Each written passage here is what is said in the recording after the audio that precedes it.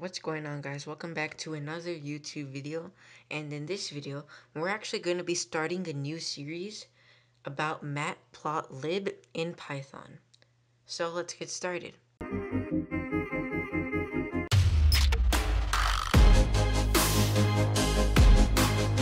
So data visualization is the graphic representation of data. It involves producing images that communicate relationships among the data to people seeing it. And this is really important, especially if you're sharing your work with someone else, just to make it a lot easier for them to understand. So as you can see on the screen, it's a Google Colab notebook.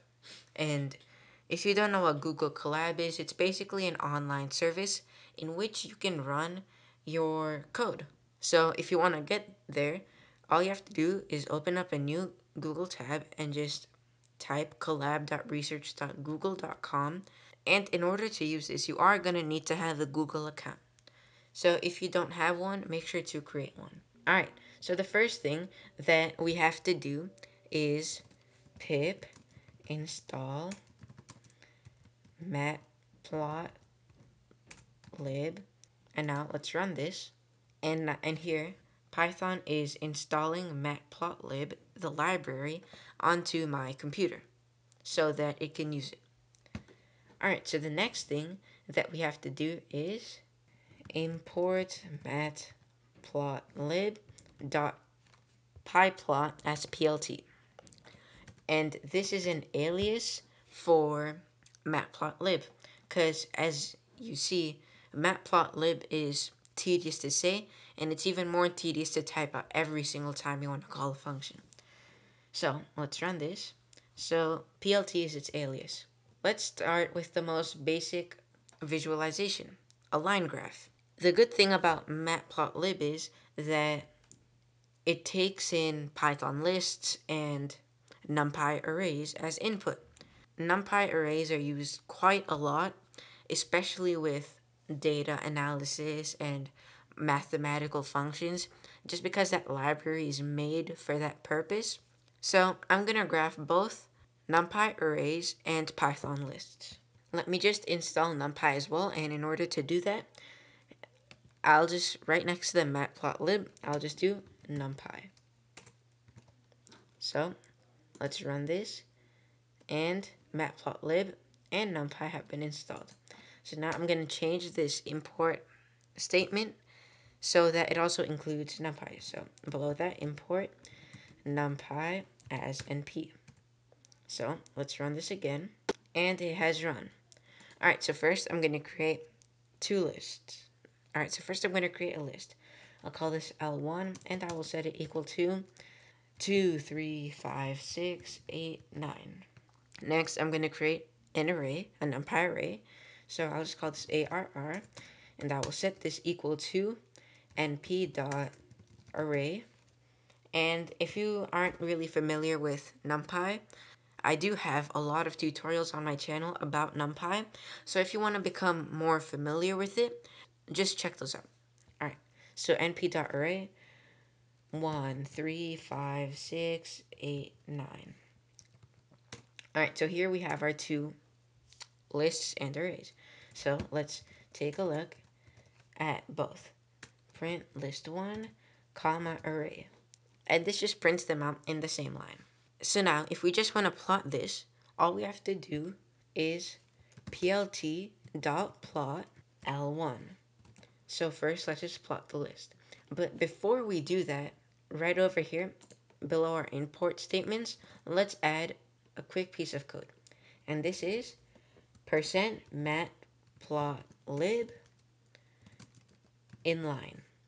And you only need to run this if you're on a Jupyter notebook, and that's a system kind of like Colab. But if you're on, let's say, VS Code or PyCharm, you do not need to run this. This is just for Google Colabs and Jupyter notebooks and stuff like that. And that's just so that sometimes when you make graphs, it might open up in a pop-up or a new window, and we just want it to be in our code, like to be the result.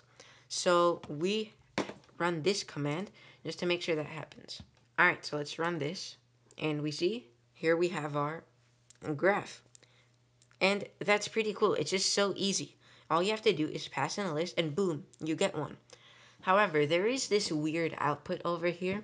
And this is just where the Matplotlib object is stored. But really, no one really cares about that because we don't need it, nor do we care. So in order to get rid of that, all we have to do is add a semicolon after this command. So if we run this, boom, it's gone. All right, so now let's take a look at our array. plt.plot arr, and outside of that, I will add the semicolon. And now let's run this. And as you see, we also get a graph. It just looks different because it has different values than the other one. All right, so let's say that maybe you don't want it to start from 0. Maybe you want it to start from 10, because that's when you started keeping track of things. Well, in that case, that would be customizing the x-axis, and all we have to do is create a new list. So new list or array. So years, I'll call it years, and I'll set it equal to, it's 0, 1, 2, 3, 4, 5 in both of them. So that means it has 6. That means it has 6 values. So I'll just add in 6 years. So 10, 11, 12, 13, 14, 15. All right, so we have our years. So if I run this, that's good. Now let's take a look at this. plt.plot. So here we put the title of our x-axis. So in this case, it's years. Well, it's not the title. It's just the numbers that it increments by. So years, comma, L1. And as you see, it starts from 10 now. And I did forget to add that semicolon, but don't mind that. And now the same thing works with NumPy. So if I replace L1 with ARR, it also starts off at 10. All right, now let's look at one final thing for this video, and that is how to plot multiple lines. And well, that's simple. All you have to do is plt.plot. I'll just do L1, and then on the next line, I'll do plt.plot ARR array. So if we run this, we see both of these lines are plotted on the same graph. It just looks kind of weird because they seem to have the same values. So if I want, I can just change that.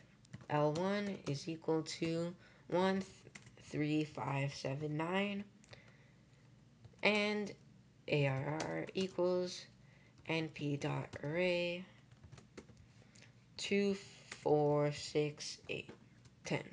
And now let's run this, and you see, now we have this. And that's how you plot 2 lines on a Matplotlib graph. Alright, I think I'll stop there for this video. In the next video, we're going to get more into the aesthetics of this graph just to make it look more pleasing. Because right now, it does look kind of boring.